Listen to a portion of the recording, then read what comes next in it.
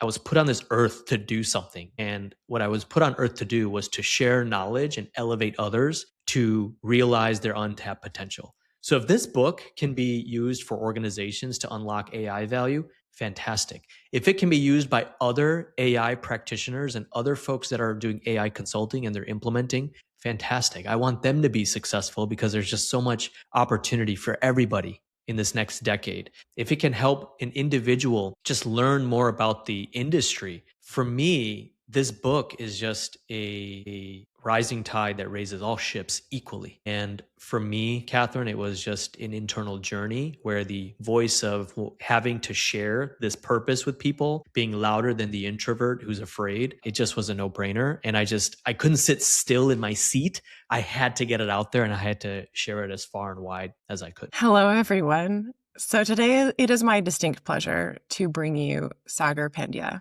and he is the author of The AI Culture Blueprint, Moving Beyond Tools to Create Human-Centered AI Adoption. This book is obviously couldn't be coming at a better time. This is a huge conversation in the world right now. And I'm really excited to have a special episode of Breaking Through the Noise today to dig into Sagar's inner process and what has led him to this moment of this book being launched into the world. So thank you, Sagar, for taking the time for this episode today. Catherine, thanks for having me. It's an incredible time to be talking about this very important topic. So excited to share anything that I can to help all of you that are watching take your AI journey really to the next level. So let's talk about how this process that you have, that you communicate and share through the book, this very human process of how to help an organization embody and leverage these incredible tools that we have. How did this become clear for you? Where did that begin? It's honestly, Catherine, it's been a 20 plus year journey for me.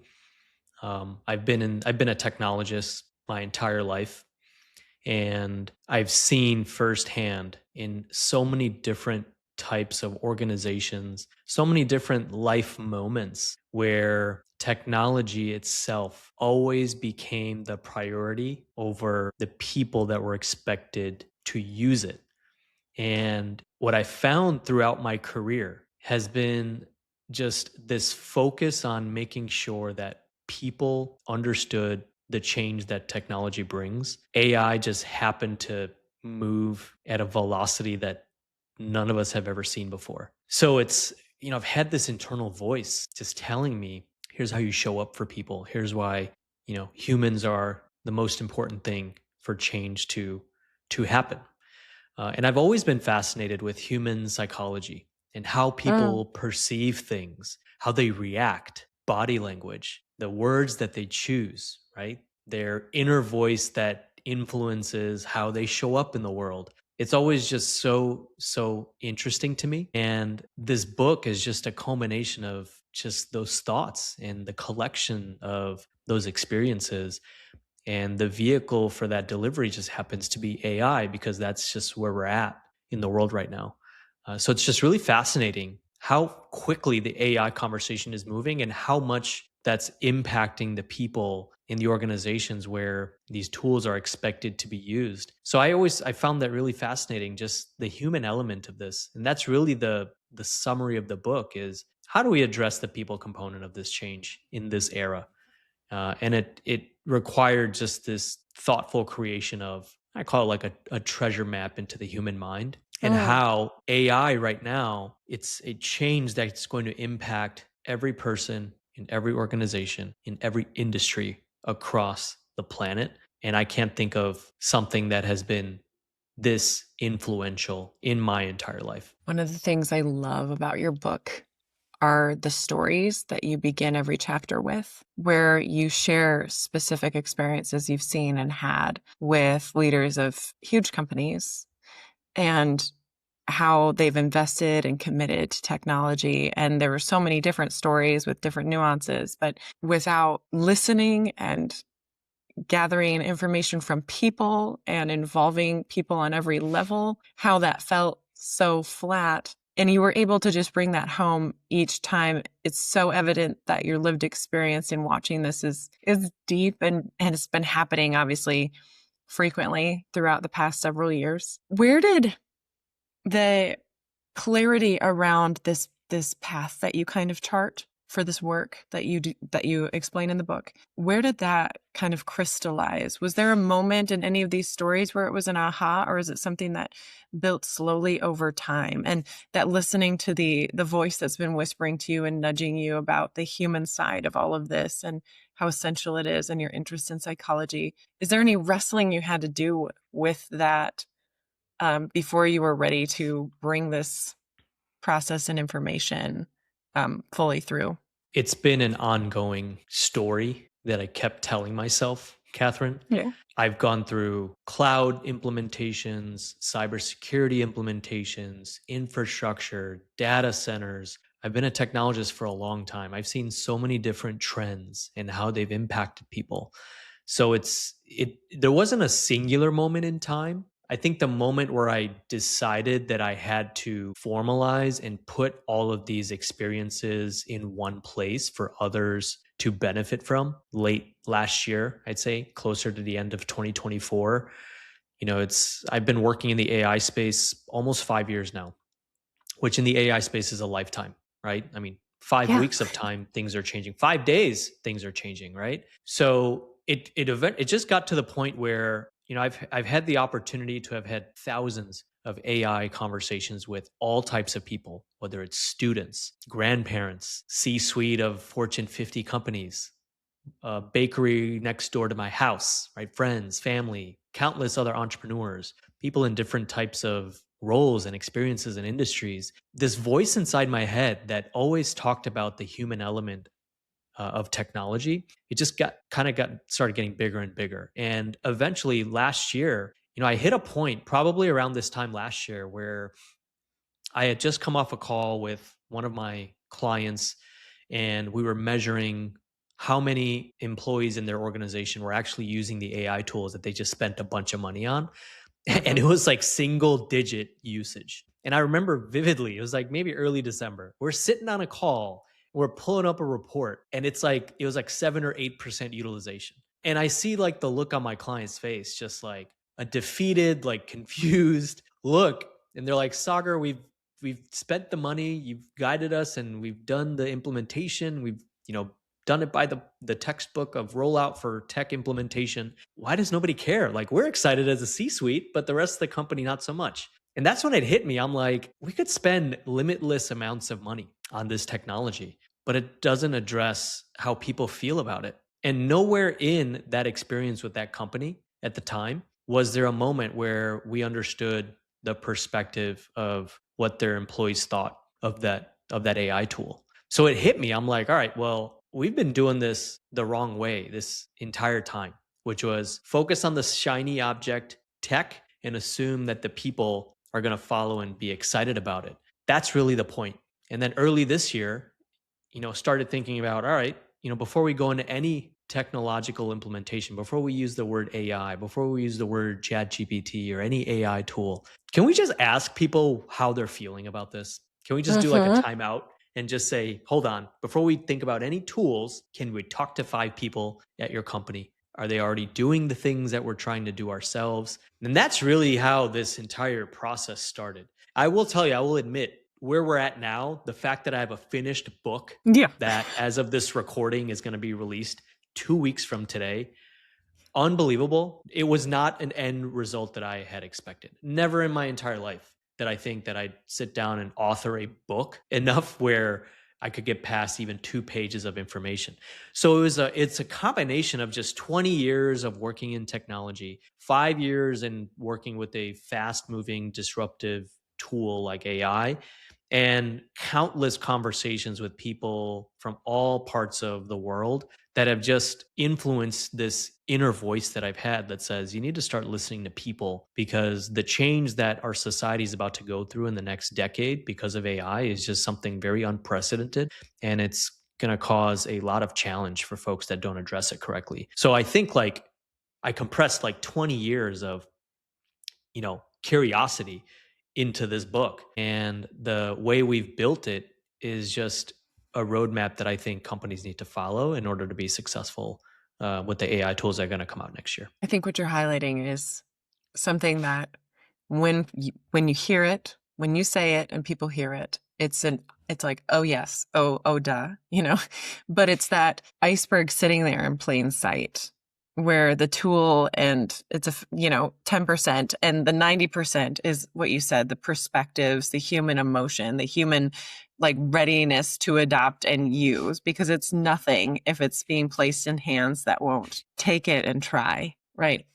So where did you, as you began to hone this process and start using it with clients, did light bulbs start firing? Did you see major shifts? Like, talk to us about that process as you began to use this in real time with people that you're working with. It was it was all experimentation. Part of working with customers on any type of AI training or implementation or integration, right? Anything AI related, there was a lot of prerequisites that need to be done before any type of successful, forget about AI, any successful technology rollout requires a ton of pre work that has to be done, right?